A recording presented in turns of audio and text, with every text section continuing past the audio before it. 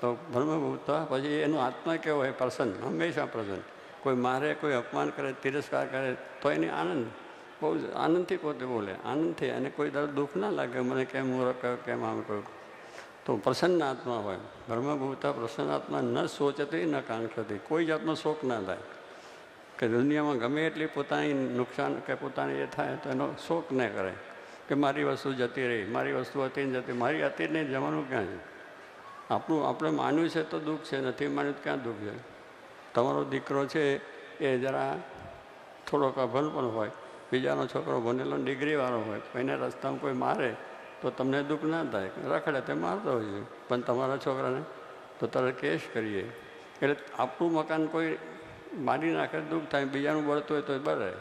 એટલે તમે દરેકની વસ્તુ છે કે હું ને મારું જે વર્ગ્યું છે કે હું છું એટલે હું નથી ને મારું નથી આ જગતની અંદર. એવું જો આપણને જ્ઞાન હોય તો પછી દુઃખ જ ના થાય. એ કંઈ ગમે તે કરોડ આપણે મળ્યા ને કરોડ જતા રહ્યા, પણ એની અંદર પણ દુઃખ થાય છે કે મેં કમાયો, આપણે કમાયા નથી ત્યાં પછી જવાના જ ક્યાં છે? એટલે દરેકની આ સમજણની અંદર જો સમજણ કરવાની છે. વ્યવહાર તમે કરો છો બરાબર છે, પૈસા કમાવો છો એ બરાબર છે, દરેક કાર્ય કરો છો બરાબર. એ કાર્યની સાથે આ જનકની સમજણની વાત હું કરું છું કે એને સમજણ એવી હતી એટલે એને દુઃખ નહોતું થતું. એટલે એ રાજાને પ્રસંગ એટલા માટે લાયા છે કે એ રાજાને એટલે આ સંતના જે લક્ષણ છે એની વાત કરીએ કે બ્રહ્મભૂત ન સોચે ન કાંક્ષતી, કોઈ ઈચ્છા જ નહીં, અપેક્ષા જ નહીં. તમે જુઓ તમારી અપેક્ષાઓ વધતી જેટલી હશે એટલી ઉપાધિ છે. અપેક્ષાની જરૂર છે, આપણે જરૂર છે એટલું જોઈએ જ, જરૂર છે એટલું કમાવો, જરૂર છે એટલું પ્રાપ્ત કરો, અને એમાંથી જેટલું બીજું પરોપકાર થઈ પણ કરતા રહો.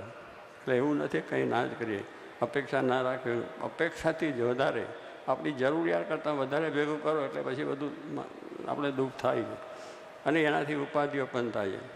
એટલે અપેક્ષા જરૂર છે એટલી અપેક્ષા રાખો. એટલે કહ્યું કે એને જે અપેક્ષાઓ રહે છે એ પણ દુઃખનું કારણ છે. શોક તો નથી થતો, પણ જે અપેક્ષા આવી તો એને નહીં થાય. નકાંક્ષી ન સોચતી ન બ્રહ્મભૂત પ્રસન્નાત્મા ન સોચતી નકાંક્ષતી સમસ્ત સર્વભૂતેષુ. જીવ પ્રાણી ઉપર એની દયા હોય. દરેકમાં ભગવાન, જ્યાં જુઓ ત્યાં રામજી.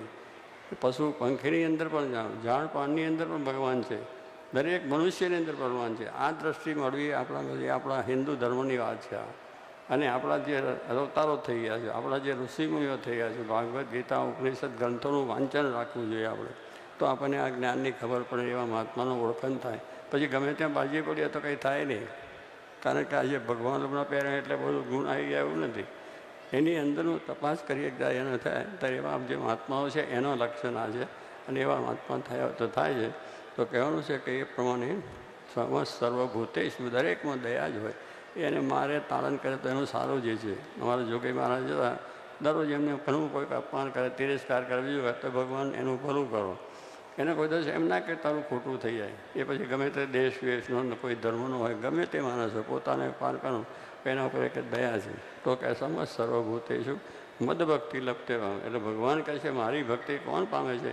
કે આવા ગુણયુક્ત હોય તે, કે આ બ્રહ્મભૂત પ્રસન્નાત્માને સૌથી કાંક્ષાથી સમસ્ત મદભક્તિ લપતે પામે. ત્યાં કહે છે મારી ભક્તિને પ્રાપ્ત આ કરી શકે છે એવા ગુરુ મળે તો આપણે થાય. શ્રોત્રિય બ્રહ્મનિષ્ઠ પણ આપણા શાસ્ત્રોમાં કહે કે શ્રોત્રિય બધા શાસ્ત્રોને બધા સાંભળ્યા હોય, બધાનો અભ્યાસ કર્યો હોય, એનો સાર સમજતા હોય તો એના થકી આપણને આ વસ્તુ થાય છે. તો કહેવાનું શું છે કે સર્વશાસ્ત્રનો સાર આપણા શાસ્ત્રોમાં બતાવે છે કે ભગવાનના સંત થકી કલ્યાણ થાય છે. ભગવાન સ્વામિનારાયણ પણ કહ્યું કે 4 વેદ, ખરશાસ્ત્ર, 1000 પુરાણ બધા ઇતિહાસ આદિ મેં વાંચ્યા છે. એનું બરાબર શ્રવણ કર્યું છે અને નિચોડ મેં એમાંથી કાઢ્યો છે સાર વસ્તુ. કે દરેક શાસ્ત્રો વાંચો, દરેક ગ્રંથોને વાંચો, દરેક ભગવાન મળે કાં ભગવાનના સંત મળે એનાથી કલ્યાણ થાય. કારણ કે એમને સાચું જ્ઞાન છે આત્મા પરમાત્માનું, અને એ જ્ઞાન આપણને આપે તો જ આપણે પ્રકાશ થાય છે. ગુરુનો અર્થ આપણે સમજ્યા. ગુ એટલે અંધકાર, રૂ એટલે પ્રકાશ. આ આપણો અંધકાર છે. આની અંદર કામ, ક્રોધ, લોભ, મારું, તારું, છળ, કપડ બધા ધૂન છે. એ અંધકાર ક્યારે કે આ દેહનો ભાવ ક્યાં છોડે? એવા ગુરુ પ્રકાશ જે આપે, એની અંદર આપણને પ્રકાશ કરી આપે તો આ જ્ઞાન આપણને આવે છે. અને એ જ્ઞાનવાળા જો ગુરુ મળે તો આપણો બેડો પાર થઈ જાય છે. તો કહેવાનું છે કે એ રીતે પેલા ઋષિએ જનક રાજાને ઋષિએ વાત કરી એટલે એને બહુ એ મનમાં થયું. પછી એને કહ્યું કે રાજા તને બહુ પ્યાસ લાગી હોય, તને તરસ લાગી હોય અને નદી કિનારે તું જાય તો નદીમાં આંખી ચોકી જામ, પછી તું ક્યાંક મારું પાણી પીવું નથી તો મરી જવાનું હતું. કારણ કે પાણીની જરૂર છે કે તારું આંખી ચોકી નદીનું કામ છે? આપણે પાણીની જરૂર છે, 2 ખોવા પી લીધા થઈ ગયા, આંખી ચોકી નદીની જરૂર નથી. કારણ એ નદી આંખે છે પણ જળ પડો સીધું છે, જળ છે સીધું જ પડે છે આપણને અંદર, પણ આપણે અજ્ઞાન છે એટલે નદી છે, નદીનો જોયું. એમ મારું દેહ આંખું ચોખ્ખું ભલે છે, મારો જે આત્મા છે એ તેજસ્વી છે અને એવો તારો તેજસ્વી સ્વરૂપ છે. તું સમજ, તને આ જ્ઞાન હું આપું છું, તું એવું છે તે સમજ તો તારું કલ્યાણ થશે.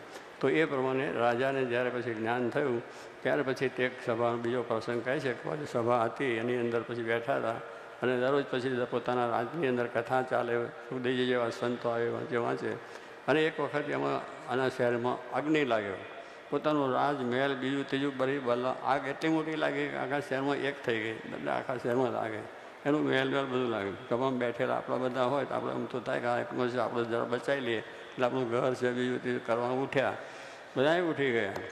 અમારા જેવા સંત બેઠા હતા એ ઉઠ્યા કે આપણે પછી મનુલીની અંદર આપણી વસ્ત્ર છે ફલાણો છે લે જઈએ, પણ રાજા ઉઠ્યો નહીં, રાજા બેસી રહ્યા.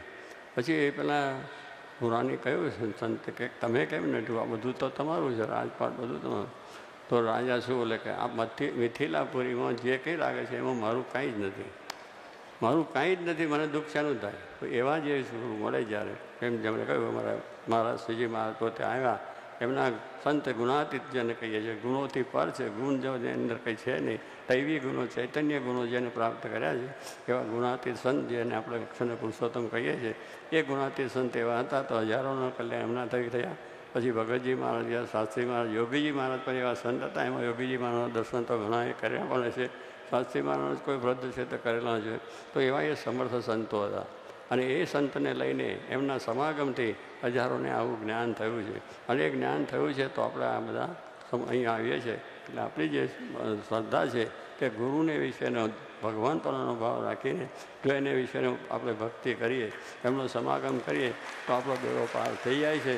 તો આ પ્રમાણે આપણા ભારતના આપણા હિન્દુ ધર્મની અંદર આપણા શાસ્ત્રોમાં ગુરુનો બહુ મહિમા કયો છે.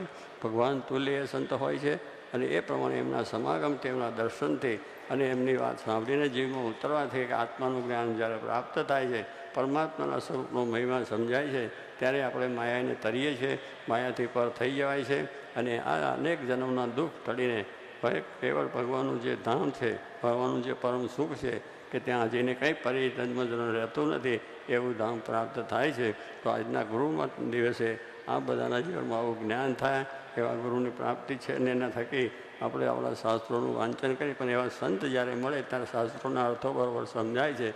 તો એ રીતનું પ્રાપ્ત આપણને આ બધું થયેલું છે. તો એને આપણે વિશેષ એનું ઉદ્ધાર કરીએ અને એ માર્ગે ચાલીને સર્વ પ્રકારે સુખ્યા થવાય એ જ પ્રાર્થના.